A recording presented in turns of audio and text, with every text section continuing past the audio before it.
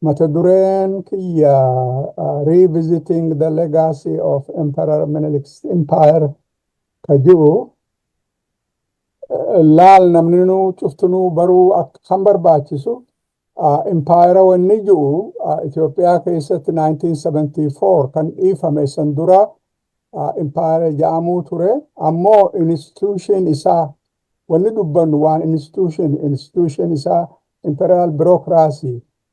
It is anti-Oromo ideology. It is culture of violence. It is determination for undermining every aspect of Oromo institution.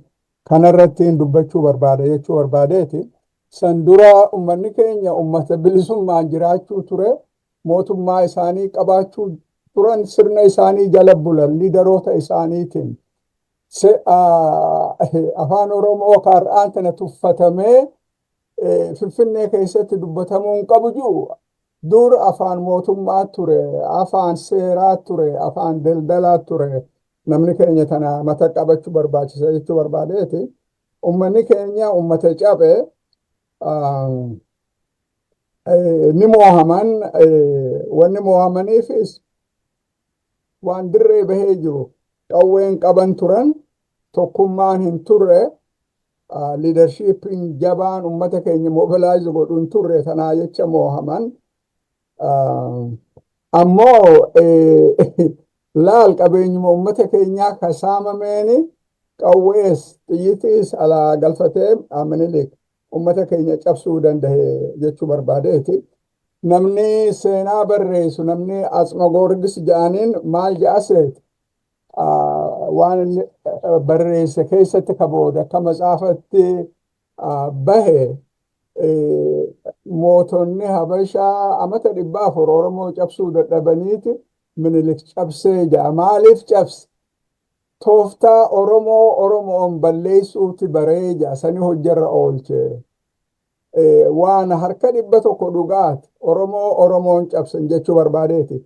Qabeenya ummata keenyaatiin ummanni keenya kan moohame ammaas humnuma ummata keenyaatiin ummanni keenya kan moohame. Namni keenya kana baruu nu barbaachisa. Har'aan tanaas ummanni keenya kan baduuf kan dhumuuf namuma keenyaan dhumaa jira.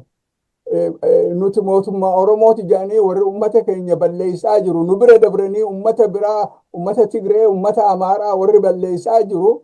Har'aan tana maqaa ummata keenyaatiin nagadu jechuu barbaadeeti.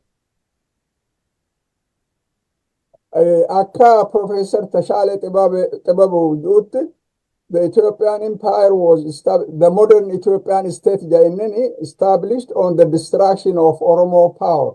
Wooma harka 100 dhugaati. Biyyi sun cabinsa humna ummata keenyaa gubbarratti ijaaramte. Eega ummanni keenya cabe akka ummanni keenya humnan horre mootummaan dhuftu cuftinuuhu liidaroonni ummata keenya keessaa kan baane tokkoon balleessan. Fakkii 100 isinii kennuu danda'a. Maal barbaachisa? Wooma torbaan kana keessa ta'e kan dura ta'e isin dhufaa beekaa. Basically mootummaan Itoophiyaa ummanni Oromoo liidara akka qabaatu.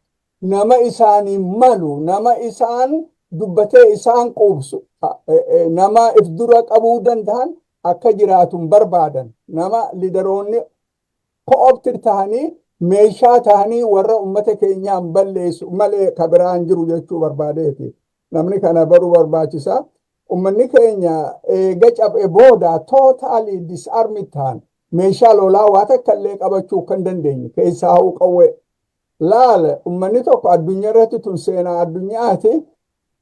Nama 500 Ameerikaa kana cabsuu danda'an yogguu faranjiin Laatiin Ameerikaa dhufan. Nama 500 qofaani ummata miliyoona meeqa monopoly of firearms hoggayyuu nama san hin qabne akka dominate godhan seenaan addunyaa akka gaarii agarsiisa. Hireen ummata keenyaati sanuma turte jechuu barbaadeeti. Ummanni keenya moohamnaan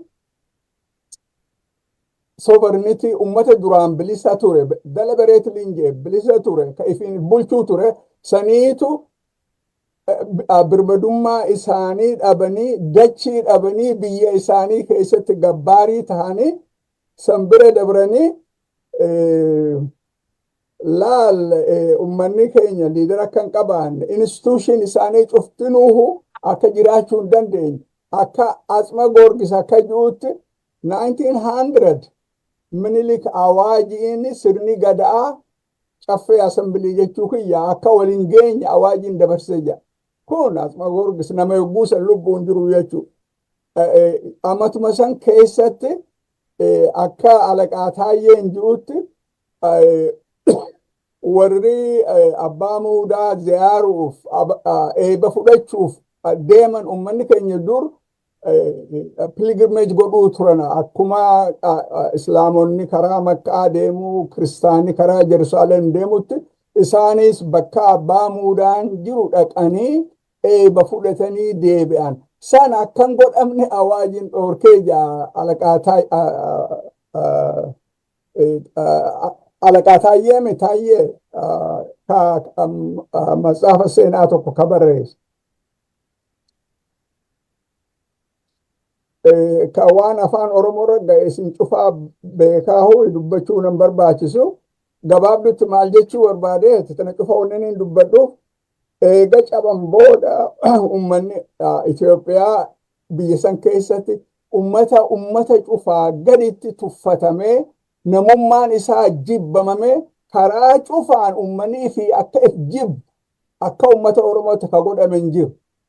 Tun impaaktii guddaa ummata keenya irratti qabdi. Long term impact har'allee nu wajji jiru jechuu barbaadeeti. Maaliif intana jaa dura ummanni keenya dachii irraa kan buqqa'u magaalaa Finfinnee keessa godhame jara keenya. Tun waan harka 100 beekamee jiru. Har'allee ummata wasana hin qabne ummanni tuulamaa ka dachii irraa buqqa'aa jiru. Eega gaafa san eegalte takkaa dhaabbattee hin beeyne badii wasana hin qabne gahaa jirtu jechuu barbaadeeti. Ummata bal'aa ummata bila kana heddummina qabu ka kabajaa takka hin qabne akka bineensatti ilaalamu ka namaa gaditti tuffatamu ummata keenya malee addunyaarra ni jira hin jiru bar namni ibsoosobuun barbaachisu jechuu barbaadeeti. Ummanni heddummina qabu biyya san keessatti gaafa Afrikaa keessatti ka mootummaa hin qabne ummata keenya malee ni jira. OPDO mootummaa Oromootii miti namni kana baruu barbaachisa. Wanni OPDO'n jaaramtee meeshaa taatee ummata keenyaan kan cabsaniin kan wayyaaneen ummata keenyaan cabsituu bar. Warruma kalee ammata 27 wayyaanee jalatti ummata keenya cabsaa tureemi kaarraan tana ummata keenya fixu. Kana jecha long term impacting kana jechuu barbaadeeti. Biitti Oromoo biyya qabeenya qabdu. Qabeenya sanirraa eega biitti tun jaaramte eenyu ka faayidaa argatu. Tana matannaa qabadda. Laal ummanni tokko long term impacting ummanni tokko ka ifin kabanye ka aadaa isaan kabanye ka afaan isaan kabanye ka namummaan isaan kabanye ummanni sun ummata tahuu hin danda'u. Ummanni tokko ka if kabaju ka namummaa isaa aadaa isaa waalleehu afaan isaa ka kabaju akka ummatatti mataa ol qabatee ka jiraatu sirni ummanni keenya jala cabe akka if jibbu akka if tuffatu kan godhe jechuu har'allee sanumaatu deemaa jira. Ummanni tokko ka ummatatti dantaa isaa yoo kabachiisuu dadhabe inni ummata jechuun hin dandahamtu bar. Namuu dantaa isarratti lola. Laal ummanni keenya ka ummatatti kabajamee mootummaa qabaate ummata biraatiin wajji wanni taa'uu hin dandeenyeef hin jiru. Ammoo ummanni bal'aan kun tuffatamee namaa gad godhamee yogguu tuffatamu namaatu if jibba if tuffata namni if ta'uu dhiisee waan biraa ta'uu barbaada jechuu barbaadeeti. An personaalii cufarraahuu tana yaachiftu waan ummata kanaa tana yaachiftu yogguu ummanni keenya Gujii keessatti dhumu Wallagga dhumu Shawaa dhumu Arsii dhumu ummanni kun ka Jimma jiru Elbaabur jiru ka Harar jiru ka Baalee jiru ummanni keenya yogguu Walloo keessatti dhumu ummanni keenya kun callisee yogguu taa'u boru ganama isaaniis taraan isaanii numa geessitan hin beekanii ummanni waliin rifanne ummanni yogguu tokko dhumu kun callisee taa'u ummanni yogguu liidaroonni isaanii du'an ajjeefaman cal'isee taa'u ummataa kun yoo ati firra laluu baatte bar namni seriously fudhatu hin jiru yoggayyuu tuffatamtee hafta maaliif kun taha ummata keenya keessatti tun hedduu nama yaachifte jechuu barbaadeeti ta biraa Abiy Ahmad akkuma Profeesar Asaffaa Reefu dubbatetti inni sirna dursan sirna afaan tokko aadaa tokko namummaa tokko san kan deebisuu barbaade eega silxaana irra bahe Abiy dura ji'a lama keessatti qeeroo taargeet godhee qoree nageenyaa kan dhaabe qoreen nageenyaa sun dura kan lafaa kaate qeeroo hanti godhanii kan dandahan ifi qabanii kaan hidhanii kaan balleeysanii wanta godhuu barbaadanii sanbira dabranii cultural heroes karaa aadaatiin karaa muuziqaatiin nama meeqa kan balleeysan nama silaa ummata keenya boonsisee durbar gaafaan anjoollee ture gaafaan ana Haile Sillaasee Universitii baruu ture muuziqaa afaan Oromollee dhagahuun hin turre xiqqoo kabajaan qabu gartee laal ummaniif hin kabanye waan ifilleen kabaju jechuu barbaadeeti sani ar'aan tana sanirra bobbahee sani balleessuu jiran Abiy Ahmadii fi san qofa kan hin ta'in akkuma reefu Asaffaan jedhe dhaabni Oromoo KFO'n ABO'n oolaan akka badu kan barbaadan qabsoo wasana hin qabne kan irra godhan biyya san keessatti filmaata godhame filmaata dimokiraasii yaanii yogguu lallaban dhaabni lama gurguddaan ka ummata keenya ripireezenti godhu ABO fi KFO'n akkam godhaman biiroo ABO 300 oli kan cufan ka KFO 200 oli kan cufan liidaroota ABO irra guddaan ar'aan tana amata 4 mana hidhaa keessa jiran ar'a yogguu odoo nuti haasoynu liidaroonni KFO'tis hedduu ka hidhaman maal jechuu barbaadeet waan even zamana Haile Sillaasee namni ni filama ture zamana Dargii paarlaamaa ture jechuun nama rakkifte ammoo filmaanni ture zamana Wayyaanellee filmaanni ture tootaali yeroon namni keenya sagalee kan kennine waan Asaffaan ni nafxanyaa waan je waan OPDO basically OPDO isaan malee yoo isaan filan malee namni biraa hin filamu jechuudha sirna kana kan dhaabuu barbaadan laal Abiy Ahmad tiimiin isaa kara 100 ja'an Oromiyaa ni diinaa ja'an ummanni keenya qabsoo amata 60 afaan keenyaan baruun qubee afaan Oromootiin baruun Oromiyaan akka biyyatti akka jiraattu godhuun dhiigaa fi lafee ummata keenyaati hafide sanii Oromiyaa ni diina ja'anii san bira dabree Abiy afaanii baafate kilasaratti addaan diinaa bar maapillee tolfatanii jiranii yerootin mijaawaniif malee hanqa ammatti odoo lola gamaa gamana deemu lolli sun dhumee keessaa Oromiyaa keessatti lola ummata keenya irra geggeessan lola wabo irratti geggeessan odoo lolli sun dhume boru ganama maappii haareyaan ummata keenya permanently akka deebi'anii ka ummatatti yaaduun dandeenye ummanni keenya akka ummatatti yaaduu ummanni tokko akka ummatatti yogguu yaadu yogguu biyya qabaate gartee anis biyyaan qaba jedhee mootummaa qabaate ummata biraatiin wajjin jiraannu jechuu miti wajji jiraachuun ni danda'amte addunyaatti akkasitti danda'ama waan dirree bahee jiru Oromiyaa diiguuf muratanii jiran san bira dabraa kaarikulam amata 2 dura Biraanuu Naggaan qopheesse waan seenaa Oromoo sentensiin takka keessan jiru laal anool irratti waan godhame zamana Wayyaanee keessatti barsiisuu turan jara keenya calanqoo basically badii ummata keenya irra gahellee xiqqaatullee barsiisaa turan har'a sanillee san keessaa eliminate godhanii seenaa waloo malee seenaa waloo Itoophiyaa keessatti ni jira. Seenaa waloo ni jira. Seenaa bara seenaa Habashaati. Seenaa bareeda qabani. Seenaa Amaaraatii fi seenaa Tigraay. Seenaan uummata biraa seenaa biyya sanii keessa ni jira.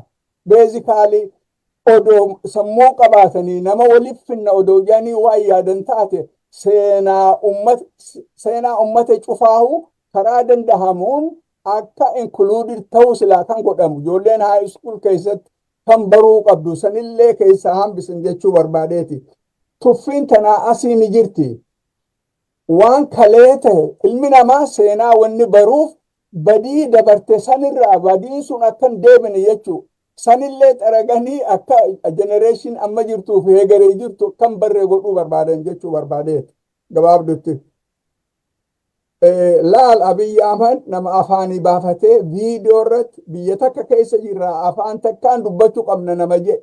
Maal jechuun afaan keenya faayidaan qabu beezikaalii addunyaa irratti biitti afaan tokko qofa dubbattu mee eessa jirti? Sammuu isaa qofa keessa malee beezikaalii.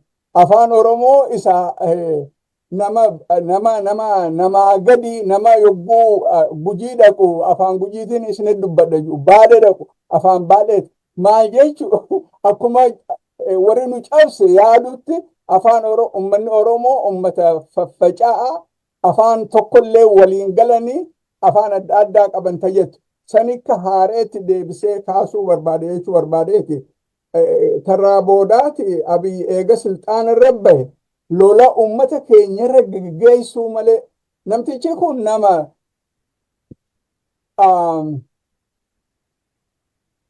February 2nd 2018 walgahii Central Committee OPDO keessatti yoo Prime Minister na gootan gaafii Oromoo cufa ji'a jaha keessattiin deebise jedhe. Takka deebise kan itti bobbahe eenyu uummata keenyaami. Beezikaalii lola wasana hin qabne kan uummata keenya irraan gahe laal seenaa biyya sanii hanqa taateefuun hin beeka.